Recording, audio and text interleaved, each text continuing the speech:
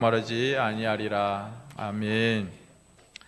옆에 계시는 분에게 이렇게 인사하겠습니다. 좋은 일이 일어납니다.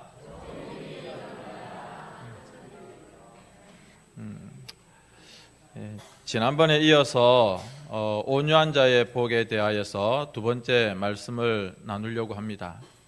우리가 보통 온유 이렇게 하면 참 마음이 부드럽고 따뜻한 사람, 쉽게 성질 안 내고 참 마음이 부드러운 사람, 그렇게 생각을 합니다. 그런 사람이 온유한 사람, 착한 사람 맞습니다. 그러나 성경에서 말씀하는 온유라고 하는 것은 예수님을 닮은 성품입니다. 예수님께서는 우리들에게 모든 것에 있어서 거듭난, 새롭게 변화된 그런 성품들을 말씀을 하십니다. 온유는 그러한 성품 중에서 가장 두드러진, 예수님을 닮은 가장 특징적인 성품의 하나가 온유라고 할 수가 있습니다. 여러분, 우리는 지난번에 온유에 대해서 말씀을 나누면서 모세를 많이 생각해 보았습니다. 모세는 120세가 되어서 그가 이제 이 세상을 떠날 때에 하나님께서 어떻게 평가해 주셨냐면 이 땅에 있는 모든 사람 중에 가장 온유한 자가 모세다, 그렇게 말씀을 하고 있습니다. 성경의 평가가 그렇다는 거죠. 여러분, 모세는 120세가 되고 그의 인생을, 그의 사명을 마감할 때 하나님께서 그렇게 평가해 주셨습니다. 그러므로 지금 우리는 내가 지금 온유하다, 나는 지금 성품이 다 완성되었다라고 결코 말할 수가 없을 것입니다. 우리는 계속해서 변화되어 가고 거듭난 성품으로 중생한 그런 마음으로 살아가야 되는 것입니다. 지난번에는 온유한 자, 특별히 하나님과 나와의 관계에 있어서 온유한 자를 살펴보았습니다. 대신 관계죠. 하나님과 나의 관계에 있어서 온유한 자. 그때 저는 여러분들에게 욥을 말씀드렸습니다. 욥은 이 땅에 살아가는 사람들 중에 참으로 온전한 자라고 할 수 있을 정도로 하나님 앞에서 의롭게 살아가던 자였습니다. 그런데 그가 원하지 않던, 전혀 생각지도 못했던 엄청난 시련을 당했을 때에, 고난을 당했을 때에, 심지어 그의 아내가 하나님을 저주하고 죽어라 라고 했음에도 불구하고 나를 이 땅에 벌거벗은 몸으로 보내신 분도 하나님이시고 그 모든 것들을 가져가시는 분도 하나님이시고 오직 하나님의 이름이 찬송을 받으실 것이다 라고 그렇게 고백을 하였습니다. 정말 이러한 상황 가운데 이런 고백을 한다는 것은 보통의 사람은 할 수 없는 겁니다. 왜 그런 고백을 할 수 있는가? 계속해서 그의 심령이, 그의 마음이 하나님의 성령의 역사 가운데 하나님을 닮은, 하나님이 기뻐하시는 그런 성품으로 변화되었기 때문에 그렇습니다. 그래서 이 욥은 입을 열어서 하나님을 저주하거나 하나님께 원망하지 아니하고 오히려 하나님께 자기의 아름다운 신앙을 고백한 온유한 자로 하나님과 자신과의 관계에 있어서 온유함을 나타내 보였다, 그렇게 말씀을 드렸습니다. 오늘 저는 먼저 로마서 12장 2절의 말씀을 가지고 몇 가지 살펴보려고 합니다. 로마서 12장 2절은 우리가 너무 잘 알고 있는 성경 구절입니다. 선하시고 기뻐하시고 온전하신 뜻이 무엇인지 잘 분별해라, 그렇게 로마서에서 말씀하고 있습니다. 그러면 하나님의 뜻은, 우리를 향하신 하나님의 뜻은 무엇인가? 첫 번째로는 하나님의 뜻은 선하다고 하는 것입니다. God is good. 하나님은 선하십니다. 여러분, 우리가 아브라함을 잠시 생각해 봅시다. 100세에 낳은 아들을 나에게 제물로 바쳐라 라고 할 때 끔찍하지 않습니까? 눈에 넣어도 아프지 않은 자기 생명보다 더 귀한 독자를 하나님께 바쳐라.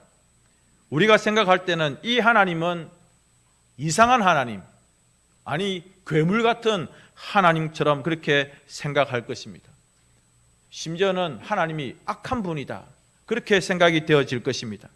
그런데 아브라함은 그러한 명령을, 아들을 바치라고 하는 그러한 명령을 내리신 그 하나님이 선하신 분이시다, 나에게 결코 해를 입히거나 악하게 하실 분이 아니다라고 하는 것을 굳게 믿었기 때문에 지금 아들을 바치라고 하지만 분명히 하나님은 선한 의지를, 뜻을 가지고 계신다라고 하는 것을 아브라함이 믿었기 때문에 그 모리아산에서 아들을 돌단 위에 올려놓을 수가 있었던 것입니다.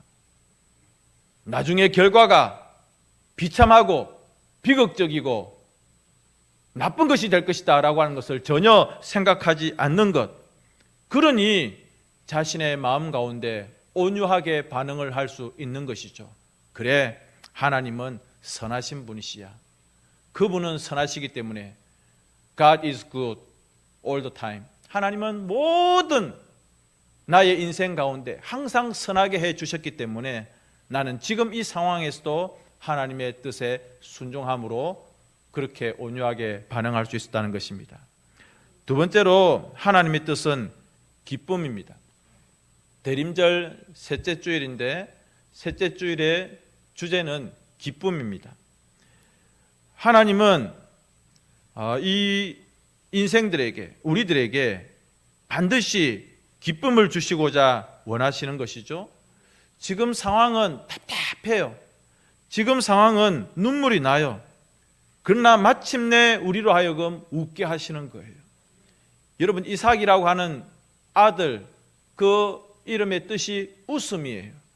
너가 아들이 있을 것이다. 너의 아내 사라가 임신할 것이다. 그때 사라는 웃었습니다. 이것을 마치 농담처럼 여겼습니다. 그런데 기어코 사라가 아들을 낳고 웃었습니다. 기쁨을 주시는 것이죠. 여러분, 지금 눈물 나고 지금 힘들고 지금 답답해도 결국은 하나님의 뜻이 우리에게 기쁨과 웃음을 주는 것임을 꼭 기억하시고, 성도라고 한다면 이것을 믿는 믿음이 분명해야 되는 것입니다. 세 번째로 하나님의 뜻은 완벽합니다. 실수가 없는 분이에요. 최근에 어떤 분의 가정을 방문해서 제가 말씀을 나누는 중에 그분이 살아온 날들을 이야기하시면서 힘들고 어려웠던 것들을 말씀하십니다. 제가 말씀을 드렸습니다. 하나님은 실수가 없는 분, 한 번도 나를 실망시킨 적 없는 분이라고 하는 것을 꼭 기억하시라고. 여러분, 우리는 실수가 많습니다. 목사인 저도 얼마나 실수가 많은지요. 주보를 뭐 이렇게 만들다가도 미리 올리지 않습니까? 그러면 꼭 어떤 분들이 목사님, 이 식사 당번 명단이 안 바뀌었습니다, 알려주세요. 저도 자세히 살펴보지만 자꾸 이름이 틀리거나 순서가 바뀌거나 뭐 이렇습니다. 저뿐이겠습니까? 여러분들도 다 실수가 있지 않습니까? 그런데 하나님은 완전하신 분, 퍼펙트하신 분이다. 심지어는 내가 원하지 않는 상황으로 일이 막 벌어질 때가 있습니다. 하나님, 이렇게 하시면 안 됩니다. 하나님, 도대체 지금 정신을 차리고 계십니까? 라는 생각이 들 정도로 일이 영 엉뚱하게 벌어지고 있습니다.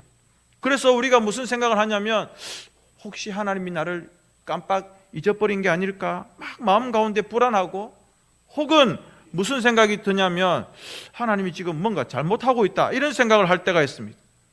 그러나 하나님은 결코 실수가 없는 분, 그분은 완벽하신 분이십니다. 그래서 사자굴에 들어가는 자, 풀무불에 들어가는 자, 아니 다니엘의 친구들은, 그리고 다니엘은 어떻게 그렇게 할 수 있었습니까? 어떻게 불 속에 기꺼이 들어갑니까? 어떻게 사자굴에 던져져도 그들은 그 모든 상황들을 이겨낼 수 있습니까? 하나님은 완벽하신 분이시기 때문에 내가 불 속에 들어가도, 내가 사자굴에 들어가도 하나님은 완벽하신 분이시기 때문에 그들은 기꺼이 그렇게 온유함으로 고백할 수 있었다고 하는 것입니다. 그러니 여러분, 내 주변에서 일어나는, 또 내 자신에게 일어나는 여러 가지 상황들에 대하여서 불만을 품거나 불평하지 마시고 온유한 마음으로 그러한 것들을 받아들일 수 있도록, 하나님, 예, 순종하겠습니다. 하나님, 내 의지와는, 그리고 내 뜻과는 너무 다른 것 같지만, 그러나 하나님은 지금까지 나에게 선하게 인도해 주신 분이시기 때문에 그 하나님을 믿고 다시 한번 순종하며 엎드립니다 라고 하는 고백을 할 수 있을 때 진정한 천국의 행복자가 될 수 있는 것입니다. 그래서 여러분 한번 따라서 하시기를 바랍니다. 온유는 믿음입니다. 자, 이제 하나님과 나와의 관계, 대신 관계를 우리가 다 살펴보았고, 오늘은 대인 관계에 있어서, 사람과 사람과의 관계에 있어서 온유한 것에 대해서 한번 살펴보면 좋겠습니다. 솔직히 말해서 누군가가 나에게 섭섭하게 대하면 나도 그 사람에 대해서 불편한 마음을 가지게 되어 있습니다. 나에게 잘해줄 때 나는 잘해줄 수 있는데, 그 사람이 나에게 여러 가지 불편함을 주거나 가시같이 찌르거나 고통을 줄 때에 그 사람에 대해서 참 좋은 마음을 가지기가 힘들고, 나도 그 사람에게 아주 못된 말을 한다든지 못된 생각을 한다든지 날카롭게 반응하게 되어 있는 것이 우리 보통의 사람들입니다. 그러나 여러분, 우리는 예수님을 믿고 거듭난 성품으로 계속해서 변화되어져 가고, 하나님의 그 말씀의 끈과 정으로 우리의 모난 심령들이 자꾸 깎여지고 다듬어져 가고 있기 때문에 사람과 사람과의, 나와 그 사람과의 관계에 있어서 나도 그분에게 부드럽게 대해야 되고, 혹시 그분이 나에게 불편하게 가시같이 찌르는 존재가 된다 할지라도 온유하게 반응할 수 있어야 된다. 왜? 그것은 첫 번째로는 하나님의 섭리를 믿기 때문에 그렇습니다.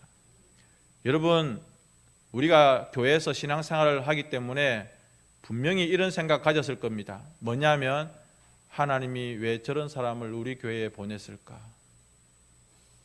너무 꼴보기 싫은 사람이 있거든요. 너무 꼴보기 싫은 성도가 있어요.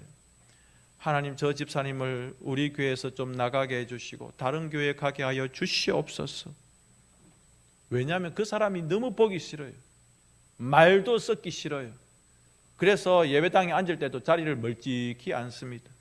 나갈 때 얼굴이 마주칠까 봐 시간을 좀 뒤에 나가기도 하고, 밥 먹을 때도 멀찍이 앉습니다.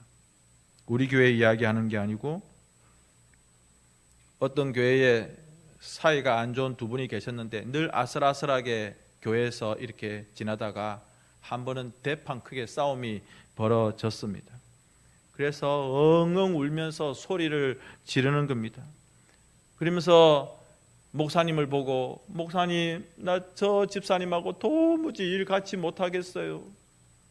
그 목사님이 왜 그러냐고 물어보니까, 뭐 교회 물건을 사다가 뭐 이렇게 장부를 정리하고 회계를 하다가 나중에 맞춰 보니까 100원이 차이가 나는 겁니다.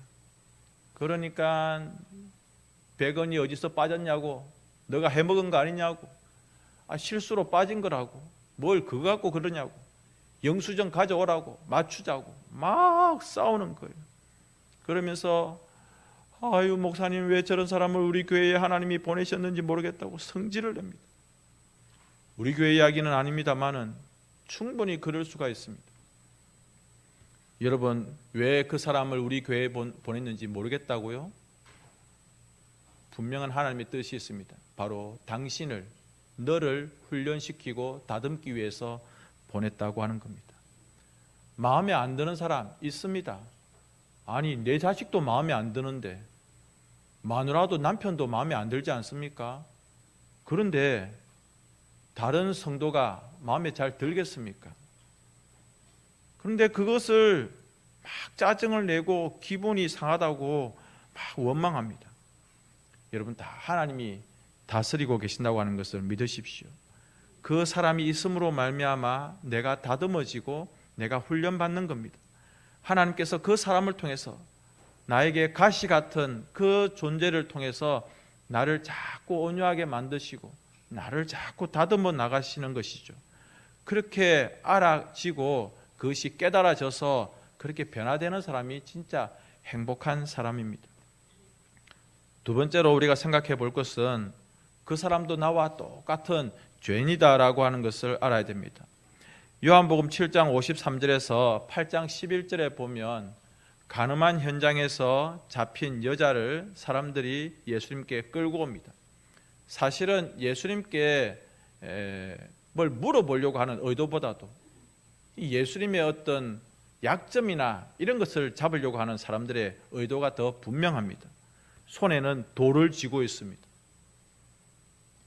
현장에서 이 여자를 돌로 쳐서 죽이려고 하는 겁니다. 흥분되어 있습니다. 격앙되어 있습니다. 그런데 예수님께서는 돌을 들고 있는 그 본인들이 잊어버리고 있는 한 가지를 생각나게 하셨습니다. 누구든지 죄 없는 자가 먼저 돌로 쳐라. 그리고 바닥에 손으로 글을 이렇게 쓰십니다. 그동안에 사람들의 마음이 반응이 달라졌습니다. 조금 전까지는 돌을 들어서 그 여자를 향하여서 던지려고 하고 죽이려고 하던 그런 사람들이 한 명, 두 명씩 돌을 땅에 놓고 그냥 그 현장을 떠나가 버립니다. 나중에는 그 주변에 아무도 남지 않았고 오직 예수님과 그 여자만 남았습니다. 왜 이렇게 갑자기 바뀌었죠? 왜 상황이 갑자기 이렇게 바뀌었습니까?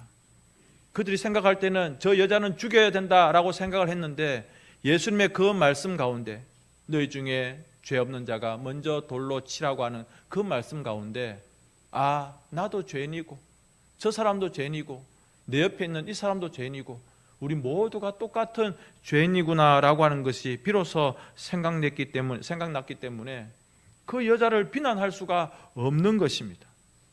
여러분, 이 자리에 죄 없는 사람이 있습니까? 그렇지 않습니다. 남녀노소 누구를 막론하고 저 유아실에 있는 송영이까지 다 죄인입니다. 제가 이 말을 해서 송영이 엄마 아빠가 불편할까요? 그렇지 않습니다. 연세 많으신 분, 평생 착하게 살아오시기로 유명한 분들, 그럼에도 불구하고 다 같은 죄인이다라고 하는 것입니다. 그래서 하나님이 보실 때는 죄인이기도 하지만 하나님이 보실 때는 그 죄를 용서받아야 될 긍휼의 대상이 되는 것이고 우리도 그런 마음을 가져야 된다는 것입니다.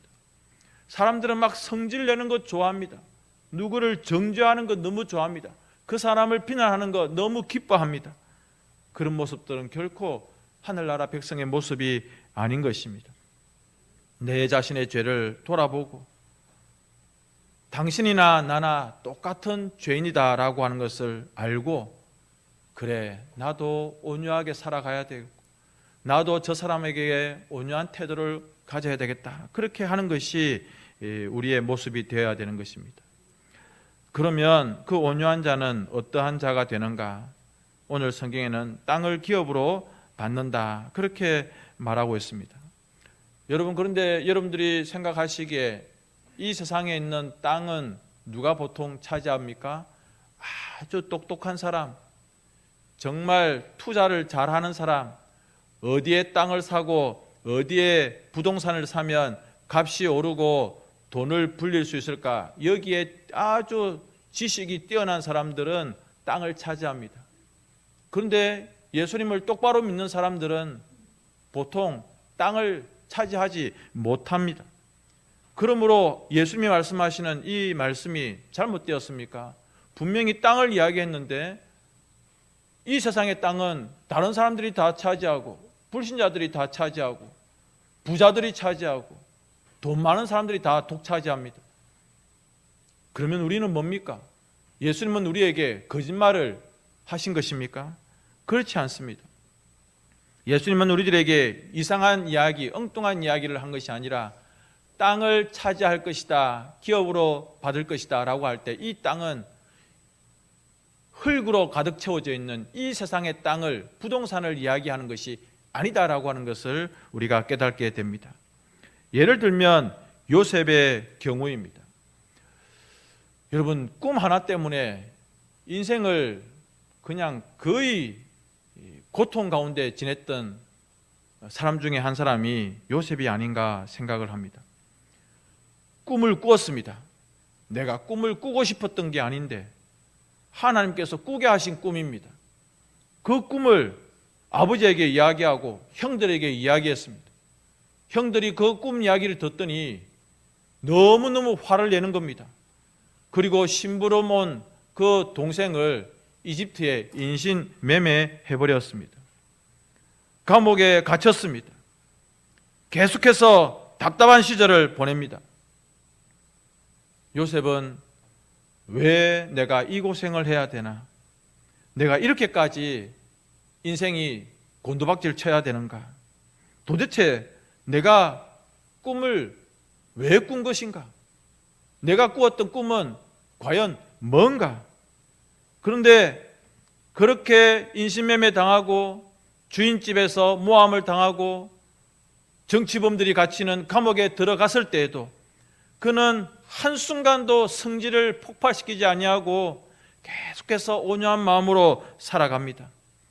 그래서 결국은 마침내 대제국 이집트의 총리가 됩니다. 형제들과 가족들과 그리고 그 보고 싶었던 아버지와 그 80명의 가족들을 다 이집트로 불러들이고 그 기근의 때에 자기 가족들뿐만 아니라 애굽 백성들뿐만 아니라 그 주변에 있는 모든 민족들을 먹여 살리는 위대한 사람이 되었습니다. 무엇이 이루어졌습니까? 꿈이 이루어진 것입니다. 여러분, 세월이 흘러가면요, 내 명성, 내 영광, 내가 가지고 있는 이 인기 다 사라지고 없어지게 되어 있습니다. 그런데 온유한 사람은 마침내 진리를 발견하게 되고, 온유한 사람은 마침내 하나님께서 주시는 놀라운 하나님의 기업, 하나님의 땅을 차지하게 되는 것입니다. 성경이 말씀하시는 땅은 농사 지을 수 있는 땅이 아닙니다. 성경이 말씀하시는 땅은 뭐 내가 돈을 얼마를 투자해서 더 큰 돈을 버는 그런 부동산이 아닌 것입니다. 전혀 새로운 땅을 말씀하고 있는 것입니다. 여러분, 우리는 어떻게 보면 이 땅에서 살 때 뭐 그렇게 땅 한 평 없이 살아가는 사람일 수도 있습니다. 제가 여러분들이 농사 짓는 논밭을 이야기하는 게 아니죠. 자랑할 만한 땅 한 평 없다 할지라도 여러분, 나는 하나님 나라의 그 풍성한 모든 것들을 상속받을 자라고 하는 것을, 그 모든 것들이 나의 것이 된다고 하는 것을 꼭 기억하시고 살아갈 수 있기를 바랍니다. 그것은 내가 이미 소유하고 있는 것이고 하나님이 우리에게 약속해 주신 것입니다. 세상의 사람들은 그걸 모르는 거예요. 이 진리를 모르기 때문에 자꾸 땅의 것에 투자합니다. 이 땅을 사고, 이 땅을 더 넓히고, 이 땅에 집을 짓고, 부동산을 투자하고, 거기에 무엇인가 더 자기가 노력을 해서 물질을, 재산을 더 늘리는 것에 세상 사람들의 관심이 가득합니다. 그것이 전혀 나쁜 것은 아니지만 하나님이 보실 때는 참으로 어리석은 겁니다. 여러분, 어리석은 부자의 이야기를 아시지 않습니까? 농사를 지었습니다. 엄청난 소출을 거두었습니다. 그가 생각한 아이디어는 굉장히 뛰어납니다. 내가 더 큰 창고를 지어서 이 많은 것들을 창고에 다 가득 채우고 날마다 먹고 마시면서 내 영혼으로 하여금 즐겁게 하리라. 여러분, 이거 너무 똑똑한 생각입니다. 너무 뛰어난 재테크입니다. 그런데 하나님이 뭐라고 하십니까? 이 어리석은 자야, 오늘 밤 너의 모든 것을 내가 가져가면 그것이 누구의 것이 되겠느냐? 우리 주님께서 이 땅의 사람들에게 그 땅을 붙들고 돈을 붙들고 세상의 인기와 명예와 영광을 붙들고 살아가는 그 답답한 인생들에게 너 오늘 방 비워 하면 끝장인 것입니다. 구약 성경에 히스기야 왕에게 하나님이 뭐라고 말씀하십니까? 히스기야야, 방 빼라, 방 비워라. 무슨 뜻이죠? 너 이제 죽는다는 겁니다. 여러분, 지금 내가 왕의 자리에 있고 억만금을 가지고 있는다 한들 무슨 소용이 있습니까? 오늘 밤에 불러가시면. 말씀을 정리하겠습니다. 예수님이 말씀하시는 온유한 자는 어떤 자일까요? 하나님의 것을 소중히 생각해서 지금 내 앞에 있는 고난의 그 쓴 잔도 기꺼이 마실 수 있는 자가 온유한 자입니다. 포기할 수 있고 희생할 수 있고 사도 바울처럼 버릴 수 있고 양보할 수 있는 자가 온유한 자인 것입니다. 우리는 너무 사소한 것 때문에 나와 이웃의 그런 관계를 깨뜨려 버릴 때가 너무 많이 있습니다. 왜? 자존심이 상하기 때문에 그렇습니다. 내 자존심을 건드렸다는 겁니다.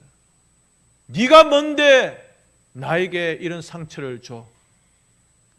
근데 여러분, 온유한 사람들은 그런 사소한 것 거기에 연연하지 않습니다. 중요한 것만 일치하면 사소한 주변적인 것에는 그냥 관대하게 그럴 수 있습니다 라고 하는 것인데, 우리는 그 작은 사소한 것 그거 하나 때문에 벽을 쌓아버리고 그리고 그 사람을 공격하고 그 사람과 관계를 깨뜨려버리는 그런 삶을 살아서는 안 된다는 것입니다. 이기려고 하지 마시고 그냥 그 사람을 이기게 해 주십시오. 뭘 얼마나 더 차지하고 누리려고 그러십니까? 아브라함을 보십시오. 땅을 차지하게 되었습니다. 욥을 보십시오. 갑절의 복을 받았습니다. 모세를 보십시오. 하나님의 율법을 받았습니다. 예수님을 보십시오. 하늘과 땅의 주가 되셨습니다. 이게 하나님이 온유한 자에게 주시는 상급입니다. 땅을 기업으로 받을 것이다. 여러분들이 사모하는 그 상급은 무엇입니까? 진짜 내가 사모하고 기뻐해야 되는 상급이 과연 무엇입니까? 온유한 태도로 살아가십시다. 이게 당장은 힘듭니다만은 여러분 스스로 가슴에 손을 얹고 생각하시면 옛날에 내하고는 많이 변했다 생각이 안 드십니까? 20년 전에 30년 전에 여러분은 어땠습니까? 그때는 정말 지금보다 더 괴팍한 성질을 가지고 있지 않았습니까? 그런데 또 변하고 또 거듭나고 또 다듬어지고 또 깎이는 것입니다. 그래서 자꾸 그렇게 변해감으로 마침내 모세처럼 온유함이 이 땅에 있는 모든 사람 중에 가장 뛰어나다고 하는 그런 평가를 받았던 모세처럼 우리들도 그렇게 온유한 삶의 태도로 살아가실 수 있는 예수님 닮은 우리 모두가 될 수 있기를 주님의 이름으로 축복합니다. 이 말씀 생각하시면서 우리 함께 찬양하겠습니다. 심령이 가난한 자는